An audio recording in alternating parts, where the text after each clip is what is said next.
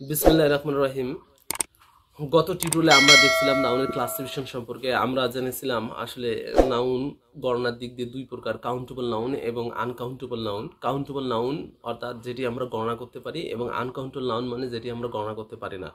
তো আজকে এই ছোট্ট টিউটোরিয়ালে আমরা কাউন্টেবল এবং আনকাউন্টেবল নাউনের কিছু গুরুত্বপূর্ণ যে মোস্ট ইম্পর্টেন্ট কিছু ফিচার দেখার চেষ্টা করব, গুরুত্বপূর্ণ কিছু বৈশিষ্ট্য জানার চেষ্টা করব, যেটা অনেকেই আমরা কিন্তু জানি না। আর বেসিক শিখবেন, আপনার ভিত্তি মজবুত হবে, আপনি অ্যাডভান্সে এগিয়ে থাকবেন। বেসিক না শেখার কারণে আমরা কিন্তু অনেক ক্ষেত্রে ব্যর্থ হয়ে আসি। তো আজকে এই টিউটোরিয়ালটি, এই ছোট টিউটোরিয়ালটি মূলত কাউন্টেবল এবং আনকাউন্টেবল নাউনের আমরা আজকে সংজ্ঞা দেখব, এক্সাম্পল দেখব এবং গুরুত্বপূর্ণ কিছু ফিচার দেখব।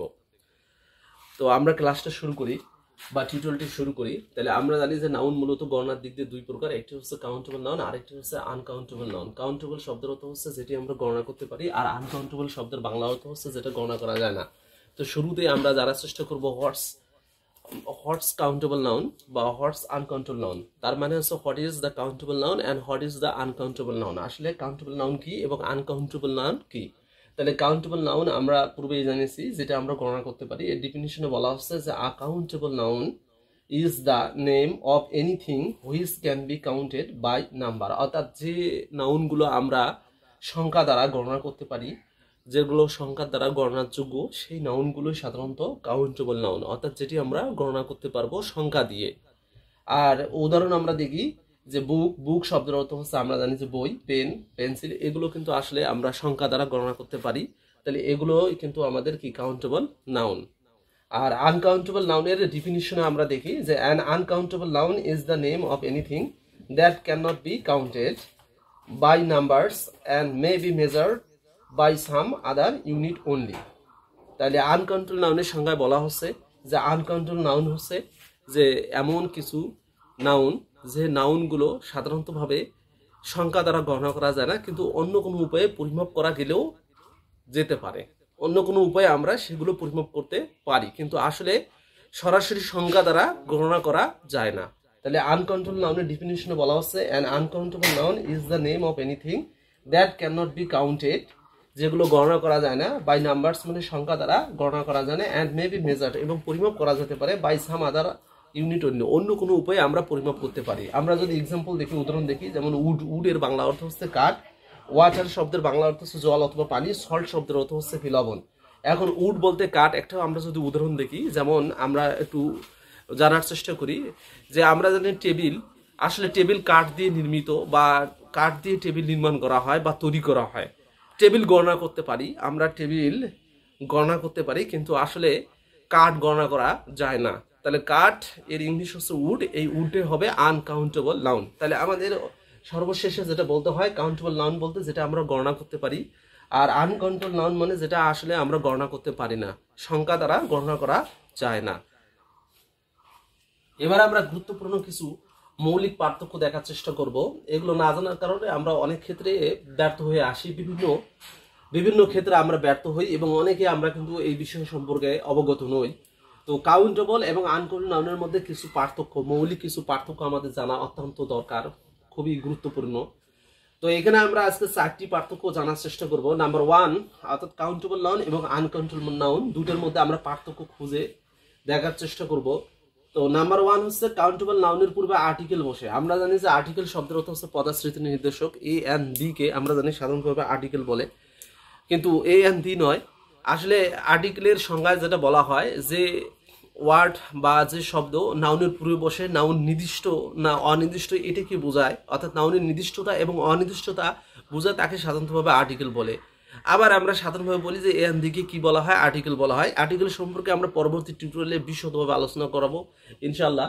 তো এখানে আর্টিকেল, কাউন্টেবল নাউনের পূর্বে কি বসবে, আর্টিকেল বসবে। যেমন আমরা এখানে উদাহরণ দেখি, যেমন বুক শব্দের অর্থ হচ্ছে বই, আর ম্যান শব্দের বাংলা অর্থ জানো, আমরা সবাই জানি যে মানুষ। তাহলে এখানে আর্টিকেল বুকের সামনে এ বুক, অর্থাৎ কেউ বলে আ বুক, কেউ বলে এ বুক মানে একটি বই, আর দা ম্যান মানে লোকটি। তাহলে এখানে আর্টিকেল বসবে, যেহেতু বই গণনা করা যায় এবং মানুষ গণনা করা যায়, তাহলে এদের পূর্বে আর্টিকেল বসবে। তাহলে আমাদের খেয়াল রাখতে হবে কাউন্টেবল নাউনের পূর্বে কি বসবে, আর্টিকেল বসবে। কিন্তু আনকাউন্টেবল নাউনের পূর্বে আর্টিকেল কখনো বসে না বা বসবেও না। ব্যতিক্রম আছে, ব্যতিক্রম আমরা পরে আলোচনা করব। আমরা আগে সাধারণ বিষয়গুলো আমাদের জানা অত্যন্ত দরকার। তাহলে আনকন্ট্রোল নাউন মানে যেটা আমরা গণনা করতে পারি না। যেমন এখানে বলা হচ্ছে গোল্ড, গোল্ড শব্দের অর্থ হচ্ছে সোনা অথবা স্বর্ণ, আর সল্ট শব্দের অর্থ হচ্ছে কি লবণ। তাহলে এখানে এ গোল্ড বা অ্যান গোল্ড বা এ সল্ট বা অ্যান সল্ট বা সাধারণত দি গোল্ড বা দি সল্ট হয় না।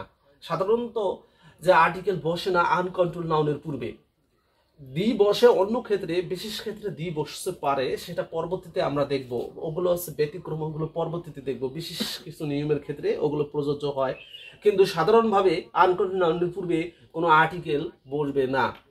তাহলে আমরা যে বিষয়টা বুঝলাম, নাম্বার ওয়ান যেটা আমরা বুঝলাম যে কাউন্টেবল যেটা আমরা গণনা করতে পারি সেটার পূর্বে আর্টিকেল বসবে, এবং আনকাউন্টেবল নাউন যেটি গণনা করা যায় না সেটির পূর্বে আর্টিকেল বসে না।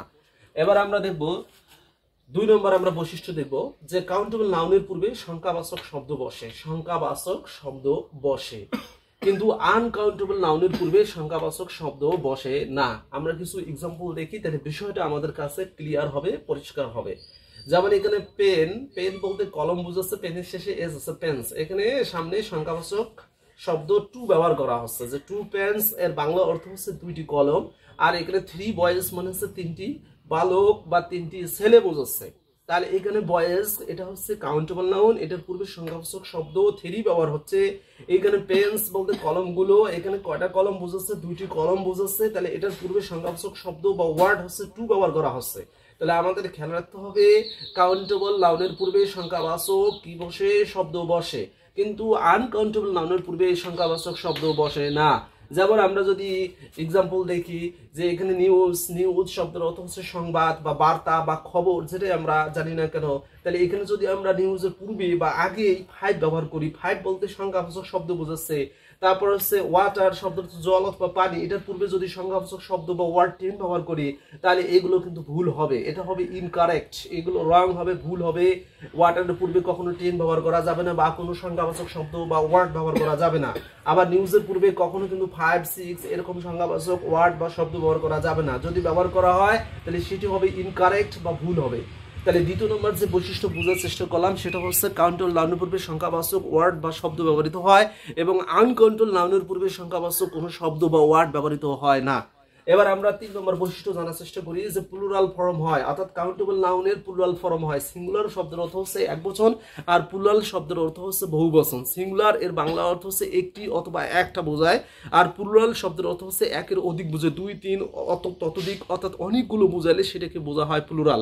আর আমরা জানি যে সিঙ্গুলার এবং প্লুরাল এগুলো হচ্ছে কি নাম্বার, নাম্বার শব্দের অর্থ হচ্ছে সংখ্যা, সংখ্যার ধারণা কি নাম্বার বলে। আবার নাম্বারের আরেকটা বাংলা আসে সেটা হচ্ছে কি বচন। আর ইংলিশ ব্যাকরণ অনুযায়ী নাম্বার 2 প্রকার, সিঙ্গুলার নাম্বার এবং কি প্লুরাল নাম্বার। তাহলে সিঙ্গুলার বলতে এক বচন বোঝাচ্ছে, আর প্লুরাল বলতে কি একের অধিক বোঝাচ্ছে। তাহলে আমাদের 3 নম্বর যে বৈশিষ্ট্য কাউন্টেবল এবং আনকাউন্টেবল নাউনের যে বৈশিষ্ট্য সেটা আমরা বোঝার চেষ্টা করি। আমাদের মনে রাখতে হবে যে কাউন্টেবল নাউনের পূর্বে আমরা জানি যে সংখ্যাবাচক শব্দ বসে, এবং 3 নম্বর যে নিয়মটা যে কাউন্টেবল নাউন মূলত প্লুরাল ফর্মে হয়, বহু বচনে হয়, এক বচন থেকে বহু বচনে হয়। যেমন বুক, বুকের শেষে এর যুক্ত করা হয়েছে যে বইগুলো, তাহলে বুকের শেষে এর যুক্ত করে বইগুলো হচ্ছে। তারপরে পেন্স বলতে কলমগুলো বা অনেকগুলো কলম বোঝাচ্ছে, এখানে অনেকগুলো বই বোঝাচ্ছে, এর যুক্ত করে এগুলো কি করা হয়েছে? প্লুরাল ফর্ম করা হয়েছে। তার মানে এগুলো হচ্ছে কি কাউন্টেবল নাউন। তাহলে কাউন্টেবল নাউন এর শেষে এস বা বিভিন্ন নিয়ম প্রয়োগ করে প্লুরাল ফর্ম করা যায়, কিন্তু আনকাউন্টেবল নাউন কখনো প্লুরাল ফর্মে হয় না, অনেক বচনে হয় না। যেমন যেমন এখানে আমরা উদাহরণ দেখি যে ফার্নিচার, ফার্নিচার শব্দের বাংলা অর্থ হচ্ছে আমরা সবাই জানি আসবাবপত্র। তারপর ওয়াটার মানে হচ্ছে জল বা পানি, যেটা বলি না কেন, কিন্তু ফার্নিচারের শেষে যখন আমরা এ যুক্ত করব, ওয়াটারের শেষে যখন এ যুক্ত করব, তখন এগুলো হবে ইনকারেক্ট, এগুলো ভুল হবে। তাহলে আনকাউন্টেবল নাউন কখনো প্লুরাল ফর্মে হয় না, সর্বদা সিঙ্গুলার ফর্মে হয়। সিঙ্গুলার মানে এক বচনে এগুলো ব্যবহৃত হয়। তাহলে ফার্নিচারের শেষে এস যুক্ত করলে সেটা ভুল হবে, সঠিক উত্তর হবে ফার্নিচার। এবং এই প্রশ্নটি বিভিন্ন পরীক্ষায়, বিভিন্ন জব পরীক্ষায় এই কোশ্চেনটি প্রায় চলে এসেছিল, what's the plural form of furniture. তো এখানে বিষয়টা আমাদের বুঝতে হবে, ফার্নিচার শব্দের অর্থ হচ্ছে আসবাবপত্র, তাহলে এটি সর্বদাই সিঙ্গুলার ফর্মে হয়, এটি কখনো প্লুরাল ফর্মে হয় না, এর যুক্ত করে প্লুরাল ফর্ম করা হয় না। আবার পানির শেষে এর যুক্ত করলে সেটা কিন্তু ভুল হবে, অর্থাৎ আমাদের খেয়াল রাখতে হবে আনকাউন্টেবল নাউন কখনো প্লুরাল ফর্মে হয় না। এবার আমরা সর্বশেষ আমরা বৈশিষ্ট্য জানার চেষ্টা করি বা পার্থক্যটি জানার চেষ্টা করি, সেটি হচ্ছে কাউন্টেবল নাউন এর পর ভার্ব কি হবে? সিঙ্গুলার হয়, এবং কি ভার্ব প্লুরালও হতে পারে। তার মানে কাউন্টেবল নাউনটি যদি সিঙ্গুলার হয় তাহলে ভার্ব অবশ্যই সিঙ্গুলার হবে, এবং কাউন্টেবল নাউনটি যদি প্লুরাল ফর্মে থাকে, অনেকগুলো বা বহু বচনে থাকে, তাহলে ভার্বটাও কিন্তু প্লুরাল ফর্মে হবে। আর যদি এক বচনে থাকে তাহলে ভার্বটি অবশ্যই সিঙ্গুলার ফর্মে হবে। যেমন আমরা কিছু এক্সাম্পল নেই, উদাহরণ নেই, তাহলে বিষয়টা বোঝা যাবে। যেমন এ পেন, অনেকে বলে আ পেন, এ পেন বলি, আর আ পেন বা ফেন বলি, যেটাই বলি না কেন এটা একটি বুঝাচ্ছে, তাহলে একটি বুঝাতে এখানে ভার্ব সিঙ্গুলার ইজ ব্যবহার করা হচ্ছে। কিন্তু পেনের শেষে এস, তার মানে এটা প্লুরাল আছে, অনেকগুলো কলম বুঝাচ্ছে বা কলমগুলো বুঝাচ্ছে, তাহলে অনেকগুলো বুঝাচ্ছে বিধায় এখানে আর ব্যবহার করা হচ্ছে। তার মানে এই ভার্বটি ইজটা হচ্ছে সিঙ্গুলার ভার্ব, আর এখানে হচ্ছে প্লুরাল ভার্ব। এই যে পেন হচ্ছে কাউন্টেবল নাউন, এটা হচ্ছে সিঙ্গুলার ফর্মে আর এটি হচ্ছে প্লুরাল ফর্মে। এবার আমরা আনকাউন্টেবল নাউনের বৈশিষ্ট্য দেখি, যে আনকাউন্টেবল নাউন এর ভার্ব শুধুমাত্র সিঙ্গুলার হতেও পারে। তাহলে আনকাউন্টেবল নাউনের ভার্ব কি হবে? আনকাউন্টেবল নাউন সাধারণত সিঙ্গুলার হিসেবে মনে করা হয় বা ধরা হয় বা গণ্য করা হয়, অতএব ভার্বটিও কি হবে? সিঙ্গুলার ফর্মে হবে। যেমন আমরা উদাহরণ দেখি, এক্সাম্পল দেখি, ওয়াটারের পরে কি ব্যবহার করা হচ্ছে? ইজ, কারণ এখানে ওয়াটার হচ্ছে থার্ড পারসন সিঙ্গুলার নাম্বার, সেটা তো আমরা জানি, কিন্তু নাউনের দিক দিয়ে এটি কিন্তু অবশ্যই আনকাউন্টেবল নাউন, যেহেতু পানি গণনা করা যায় না, তাহলে এটাকে ধরা হয় সিঙ্গুলার, আর সিঙ্গুলার ধরার কারণে ভার্বটিও কিন্তু সিঙ্গুলার ব্যবহার করা লাগবে, এখানে ইজ ব্যবহার হবে। এখানে যদি আমরা ভুল করবো আর ব্যবহার করি তাহলে সেটি হবে কি? ভুল হবে। তাহলে আজকে মেইন পার্থক্য বা গুরুত্বপূর্ণ বৈশিষ্ট্য যেটা দেখলাম কাউন্টেবল এবং আনকাউন্টেবলের, আমরা চারটি বিষয় আমরা জানলাম। সেটি হচ্ছে কাউন্টেবল নাউনের পূর্বে আর্টিকেল বসে, কিন্তু আনকাউন্টেবল নাউনের পূর্বে কোনো আর্টিকেল বসে না। আবার 2 নম্বর যে বিষয়টা জানলাম, যে কাউন্টেবল নাউনের পূর্বে সংজ্ঞাবাচক শব্দ বসে, কিন্তু আনকাউন্টেবল নাউনের পূর্বে সংজ্ঞাবাচক শব্দ বসে না। এবং 3 নম্বর যে বিষয়টা জানার চেষ্টা করলাম, যে কাউন্টেবল নাউন প্লুরাল ফর্মে হতেও পারে, সিঙ্গুলার ফর্মও হতে পারে, প্লুরাল ফর্মও কিন্তু হতে পারে, কিন্তু আনকাউন্টেবল নাউন কখনো প্লুরাল ফর্মে হয় না, সাধারণত সর্বদাই সিঙ্গুলার ফর্মে হয়। এবং যেটা জানলাম যে কাউন্টেবল নাউন এর ভার্ব সিঙ্গুলার এবং প্লুরাল হতে পারে, এটা কাউন্টেবল নাউনের উপর ডিপেন্ড করবে। যদি কাউন্টেবল নাউনটি যদি সিঙ্গুলার হয় তাহলে ভার্বটি হবে কি? সিঙ্গুলার। আর কাউন্টেবল নাউনটি যেটা গণনা করা যায়, যে নাউনটি যদি বহু বচন হয়, অনেকগুলো বোঝায়, তাহলে ভার্বটাও কিন্তু প্লুরাল ভার্ব ব্যবহার করতে হবে। এবার আমরা দেখি আনকাউন্টেবল নাউন, অর্থাৎ আনকাউন্টেবল নাউন যেহেতু সিঙ্গুলার হয়, তাহলে ভার্বটা সর্বদাই কি ফর্মে থাকবে? সিঙ্গুলার ফর্মে থাকবে, অর্থাৎ সিঙ্গুলার ভার্ব ব্যবহার করতে হবে।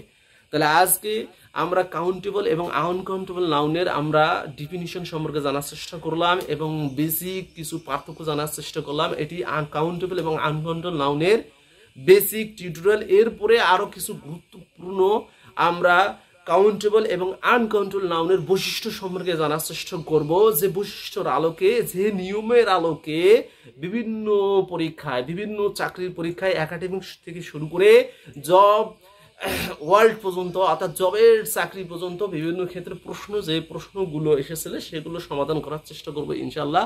যদি ভালো লাগে তাহলে অবশ্যই কমেন্ট করে আমাকে জানাবেন। সবাই ভালো থাকবেন, সুস্থ থাকবেন। আল্লাহ হাফেজ। পরবর্তী টিউটোরিয়ালে স্বাগতম জানিয়ে এখানে আমি শেষ করছি।